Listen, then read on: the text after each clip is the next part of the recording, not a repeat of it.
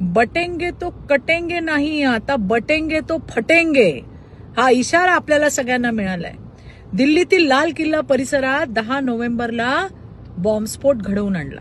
तपासात पहिल्यांदा कारमधील डीएनए नमुन्यांवरून डॉक्टर उमर उन नबी ची ओळख पटली. त्यानंतर फरीदाबादमध्ये छापे टाकून डॉक्टर मुजब्बिल गनाई आणि आता डॉक्टर आदिल राठेर यांना ताब्यात घेण्यात आले.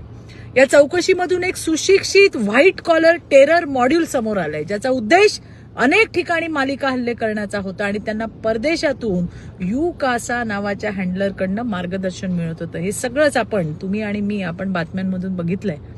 पण एक गोष्ट लक्षात येते का, या सर्व दहशतवादी कारवायांमध्ये भारताचे नागरिकत्व असलेल्या औरंग्याच्या औलादी होत्या. याचसाठी आपण सगळ्या भारतीयांनी एक व्हायला हवंय. कारण सत्तेसाठी उलेमा बोर्डाच्या समाजविघातक मागण्या सुद्धा मान्य करत सह्या करणारे, नव्या वक्फ बोर्डला विरोध करणारे, एकीकडे वोट चोरीचा कांगावा करून दुसरीकडे एसआयआरला विरोध करणारे, ज्यांना मशिदीचे भोंगे चालतात पण हनुमान चालीसा नको असं म्हणणारे, स्वतःला लिबरल हे गोंडस विशेषण लावतात. भाषावाद, प्रांतवाद करून हिंदूंमध्ये फूट पाडतात. पण दुसरीकडे मात्र मतांसाठी काही विशिष्ट समाजाला जवळ करतात. तिथे भाषा प्रांत सक्ती नाही. अशा लोकांपासून सावध रहा. लक्षात ठेवा, आता बटेंगे तो कटेंगे नाही, बटेंगे तो फटेंगे होईल. धन्यवाद.